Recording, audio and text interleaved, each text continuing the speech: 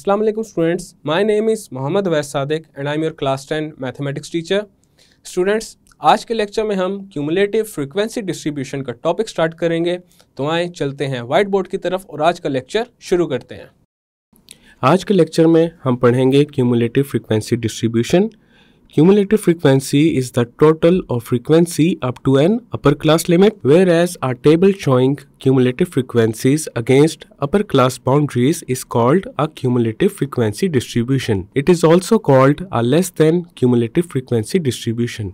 अगर हमारे पास एक tabular arrangement है जिसमें cumulative frequencies and upper class boundaries एक दूसरे के against हो तो उसे कहते हैं cumulative frequency distribution और इसे less than cumulative frequency distribution भी कहा जाता है।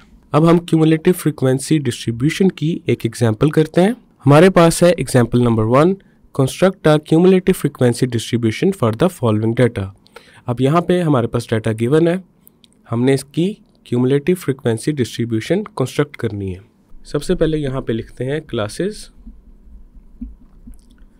अब हमने यहाँ पे एक ग्रुप और एक क्लास को ऐड करना है जो कि इस फर्स्ट ग्रुप से पहले आएगी। हम यहाँ पे लिखते हैं 11 to 19। अब हमने जो भी ग्रुप या फिर एक क्लास को ऐड करना है उसका इंटरवल साइज हम कुछ भी कंसीडर कर सकते हैं, लेकिन उसकी फ्रीक्वेंसी 0 के इक्वल होनी चाहिए।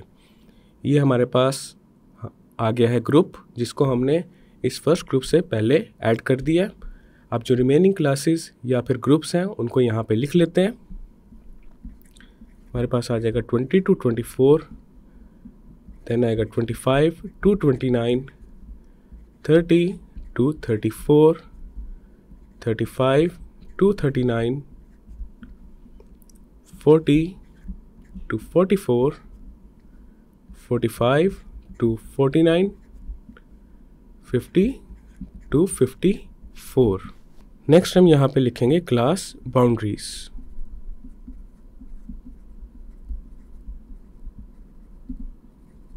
अब क्लास बाउंड्रीज फाइंड करने का तरीका ये है कि सबसे पहले हम कोई भी दो क्लासेस कंसीडर करेंगे और जो सेकंड क्लास की लोअर क्लास लिमिट है उसमें से माइनस कर देंगे फर्स्ट क्लास की अपर क्लास लिमिट को। अब यहाँ पे 30 में से 29 को माइनस करेंगे तो आ जाएगा 1 और फिर 1 को 2 से डिवाइड करेंगे, हमारे पास आ जाएगा 0.5। अब यहाँ पे जितनी भी क्लासेस हैं उनकी लोअर क्लास लिमिट्स में से हम 0.5 को माइनस करेंगे और अपर क्लास लिमिट्स में 0.5 को ऐड करेंगे तो हमारे पास आ जाएंगी क्लास बाउंड्रीज। सबसे पहले आ जाएगा हमारे पास 10.5 to 19.5, देन आएगा 19.5 to 24.5, 24.5 to 29.5, 29.5 to 34.5, 34.5 to 39.5, 39.5 to 44.5, 44.5 to 49.5 and 49.5 to 54.5। Next हम लिखते हैं फ्रीक्वेंसी। हमने यहाँ पे जो ग्रुप ऐड किया है इसकी फ्रीक्वेंसी लेंगे 0 और जो बाकी ग्रुप्स हैं उनकी फ्रीक्वेंसीज यहाँ पे लिख लेते हैं। हमारे पास आ जाएगा 1, 2, 26, 22, 20, 15 एंड 14। नेक्स्ट हम फाइंड करते हैं cumulative frequency.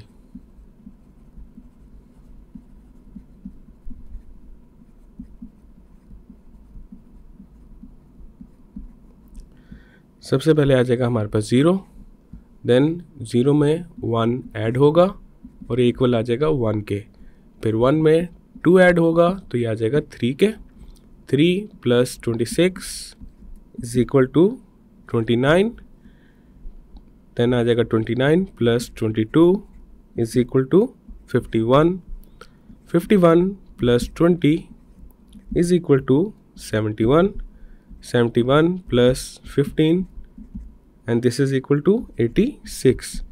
86 plus 14 is equal to 100। अब हम अगेन क्लास बाउंड्रीज को लिखेंगे in the form of less than cumulative frequency distribution. तो यहाँ पे आ जाएगा क्लास बाउंड्रीज। पहले क्या आ जाएगा, लेस देन 19.5, देन आ जाएगा less than 24.5, less than 29.5, then आएगा less than 34.5, less than 39.5, then आ जाएगा लेस देन 44.5, लेस देन 49.5 और एंड में आ जाएगा लेस देन 54.5। अब एंड पे अगेन हम क्यूमुलेटिव फ्रीक्वेंसीज को लिख लेंगे।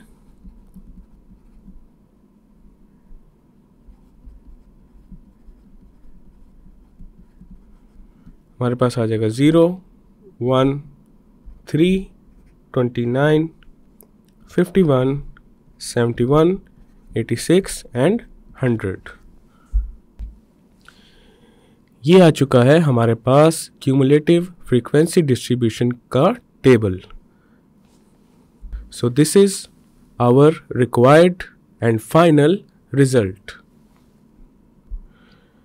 नेक्स्ट है हमारे पास drying of cumulative frequency polygon और ओजाइव। क्यूमुलेटिव फ्रीक्वेंसी पॉलीगॉन को ओजाइव भी कहा जाता है।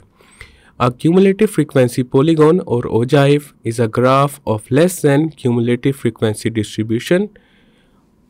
अब यहाँ पे अगर हमने cumulative frequency polygon और ogive बनानी है तो उसके लिए ये जो steps हैं इनको follow करना पड़ेगा। Step 1 है mark the class boundaries on x-axis and frequency on y-axis। अब हमने class boundaries को x-axis पे consider करना है और cumulative frequency को y-axis पे।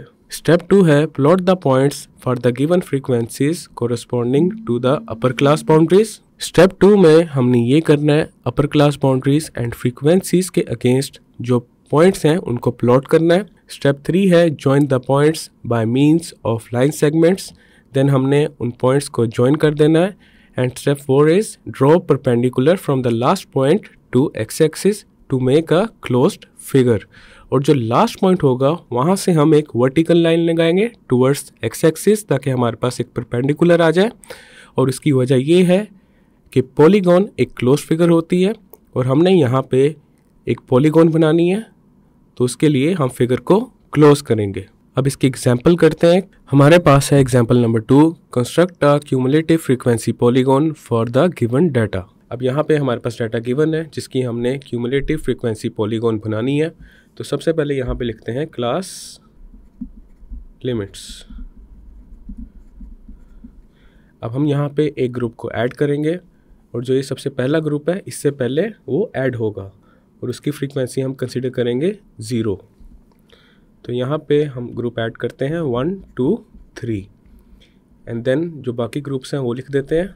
हमारे पास आ जाएगा 4 to 6, 7 to 9, 10 to 12, 13 to 15। Next हम यहाँ पे लिखते हैं क्लास बाउंड्रीज।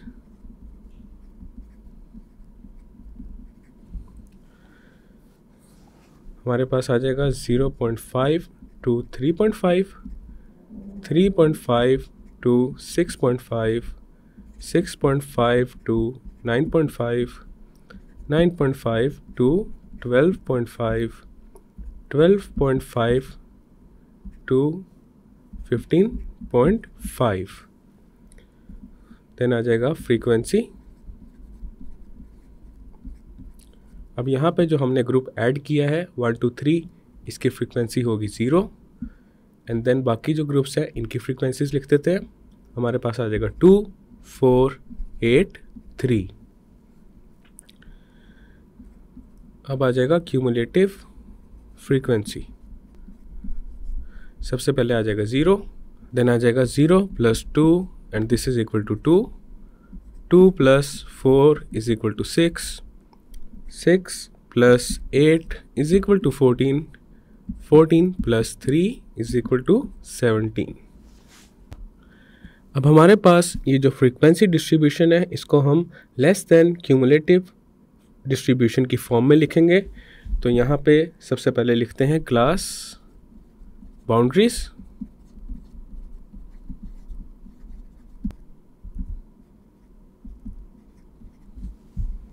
सबसे पहले आ जाएगा हमारे पास लेस देन 3.5, देन आ जाएगा लेस देन 6.5, लेस देन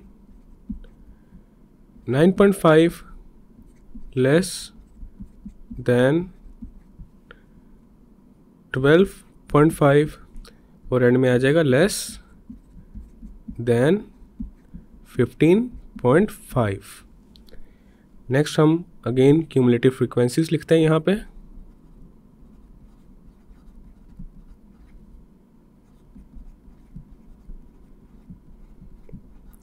तो आ जाएगा 0 2 6 14 17। अब यहाँ पे हमारे पास क्यूमुलेटिव फ्रीक्वेंसी डिस्ट्रीब्यूशन आ चुकी है। अब हम बनाएंगे क्यूमुलेटिव फ्रीक्वेंसी पॉलीगॉन। अब यहाँ पे हमने XY प्लेन बना लिया है। X एक्सिस पे हमारे पास है class boundaries and Y axis पे है फ्रीक्वेंसी। अब हमने क्लास बाउंड्रीज एंड फ्रीक्वेंसीज के अगेंस्ट पॉइंट्स को प्लॉट करना है। सबसे पहले है हमारे पास 3.5 और इसकी फ्रीक्वेंसी है 0, तो ये यहीं पे पॉइंट आ जाएगा। देन है 6.5 और उसकी फ्रीक्वेंसी है 2, तो ये यहाँ पे आ जाएगा। देन है हमारे पास 9.5 और फ्रीक्वेंसी है 6, तो इसको यहाँ पे प्लॉट कर देते हैं। 12.5 की फ्रीक्वेंसी है 14, तो ये यहाँ पे आ जाएगा। देन हमारे पास है 15.5 और उसकी फ्रीक्वेंसी है 17।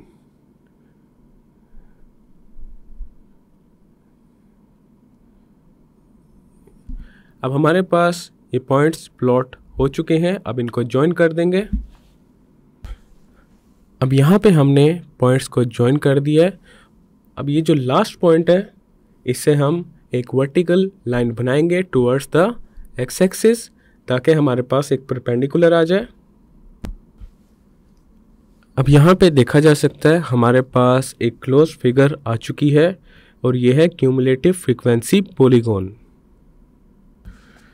So this is our resulting polygon. Next हम स्टार्ट करते हैं एक्सरसाइज 6.1। इसका फर्स्ट क्वेश्चन है the following data shows the number of members in various families, construct frequency distribution, also find cumulative frequencies। अब यहाँ पे हमारे पास ये डाटा गिवन है जिसको यूज़ करके हमने फ्रीक्वेंसी डिस्ट्रीब्यूशन को कंस्ट्रक्ट करना है एंड देन क्यूमुलेटिव फ्रीक्वेंसीज को फाइंड करना है। अब इसका सॉल्यूशन करते हैं। सबसे पहले हम अज्यूम करते हैं x is equal to number of members. अब यहाँ पे जो टोटल वैल्यूज हैं वो है 39। अब हम बनाते हैं टेबल। सबसे पहले आ जाएगा हमारे पास x जो कि रिप्रेजेंट कर रहा है नंबर ऑफ मेंबर्स को। देन आएगा टैली बार्स,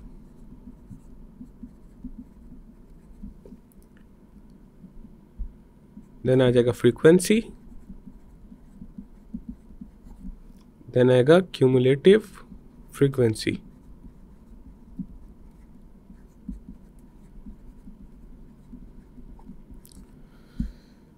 हमारे पास जो मिनिमम वैल्यू है वो है 2,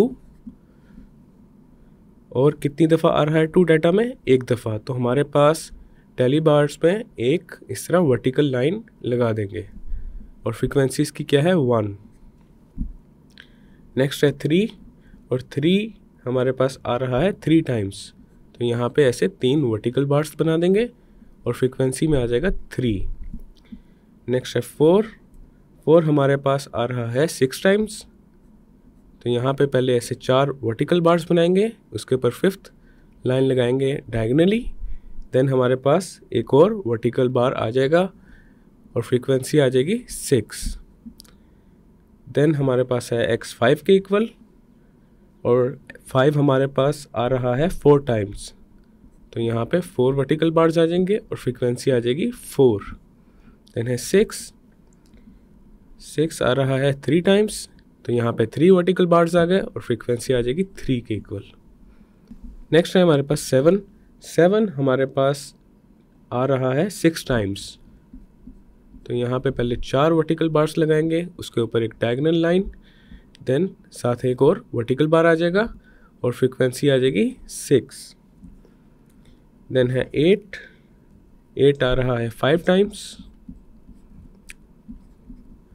9 हमारे पास आ रहा है 6 टाइम्स।